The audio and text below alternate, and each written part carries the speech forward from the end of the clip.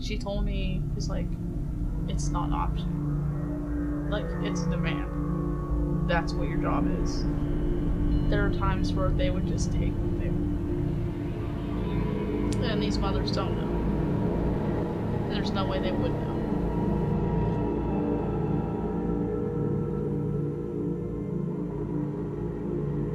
When you first go to the clinic, what you do in STEM Express is you go to the head nurse and you tell them if there's something you need. So let's say that day I needed a certain gestated fetus. So let's say I need a 15-week fetus for some reason. So I go, I'm like, hey, I'm looking for a 15-week fetus today. If could you let your staff know? I was like, oh yeah, we'll let you know. Each procurement tech usually has an assigned clinic that you want to build a relationship with at your Planned Parenthood, because you have to have really good communication. So Megan was at B Street with Sarah. Jessica had San Jose de Alameda. I had Stockton and Fresno. Fresno was in actually an alley. The areas like Fresno where it's dirt cheap and the area is not good. There were so many. I would work for 8 hours and there would be 40-something patients. It really wore me down. It's the environment. It's morbid. Like, you can feel it. You can hear screaming. You can hear crying. Like, so they give you a sheet and it's everybody for that day who's coming in for an ultrasound, who's coming in for an abortion, medical or late-term abortion, and we basically walk around the clinic and make sure that we have time, we consent them, we take them in the room or meet them in the chair. Some women they come in, they do a test, and then you find out they're pregnant. Then you can consent them. So pregnancy tests are potential pregnancies, therefore potential specimens. So it's just taking advantage of the opportunities. The fetus, the fetal tissues remains is a POC, which stands for product of conception. The specimen is what I would obtain from it. So POC, product of conception, specimen is what I would procure. I would set up my laptop, then you would log into the task page, log into AIM Instant Messenger. You would go get the gestation sheet from the head nurse, and you would see how many opportunities you had on the sheet. So then you would report that. The task page would just list the tissue, where it's to be sent, and then the number of specimens and equal. And so we all had access to edit that page. So if there was, it said we needed a liver, 17 weeks, John Hopkins or Stanford, Berkeley, whatever it was. And it said specimen, so if I got that, I would put my initials, so I'd edit it, put 1 HO. So that way, if we needed one, that's already cleared for that day. So everybody would log in and you would say, oh, there are 24 appointments today, 10 tissue opportunities, 8 blood sample opportunities, first patient at 8. So then I would wait for certain girls to come in. I would look for an opportunity to consent. So that would mean, like, after they go in, they get registered with a nurse, go sit down. That would be a great opportunity for me to, hey, can I talk to you for a second? Come in, shut the door. STEM Express had a consent form we'd have to initial. I'm certified. I'm donating. I know I'm not going to be reimbursed or compensated. I know this is for disease research. I've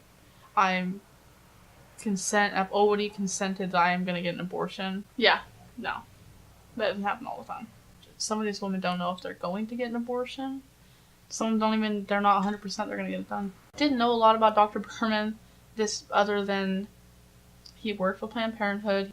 There were actually comments made about him. He had a reputation for going viciously fast. Like, if we didn't watch him, we would lose our specimens. It was that fast. If there wasn't a girl in the room, he would get mad. He would pace the hallways if there wasn't something to do. Like, it's almost like he wanted to do it. And that made me really concerned. And how fast he was going with these women. And I felt bad. Like, there was a few times to where he was working and I had a girl who did not want to get it, but she, you know, she felt she had to. I wanted to tell her, do not go to this clinic. When I imagine, because I've seen abortions, I imagine him literally going into the room, lifting the covers, going in, grabbing, and walking out. Like, that's how fast it is. It's ridiculous. I was the only person who is a licensed CPT-1, a licensed phlebotomy technician, but the other individuals were drawing blood in the clinics. The coworkers I had, they would not consent the donors.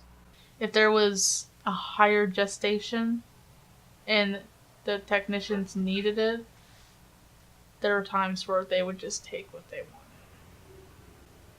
And these mothers don't know. And there's no way they would know. There were times where, I remember one time was the Fresno clinic, and that was the most high volume clinic we have, lots of abortions, lots. And I had a very gestated woman that was a LAMS patient. So LAMS patients, it's a 2-day process. So they take a certain material, they come in, they insert it into the uterus to expand it, and then you come the next day, they take it out so they can extract the fetus.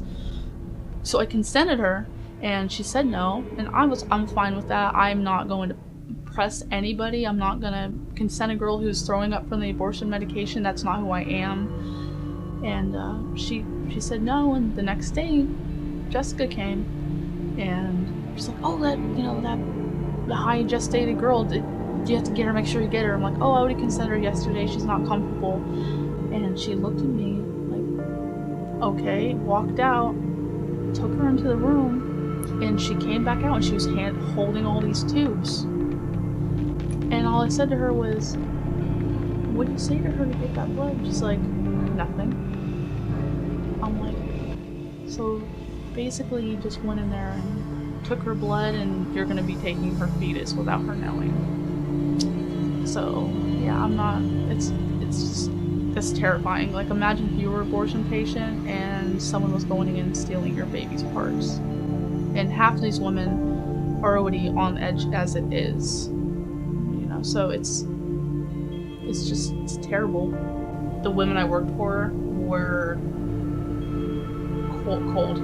Just cold, they don't care. They just wanted their money. They didn't care that the girl was throwing up in the trash can, crying, and even there are times to when the patients would ask me, like, they would come in and be crying, like, should I do this?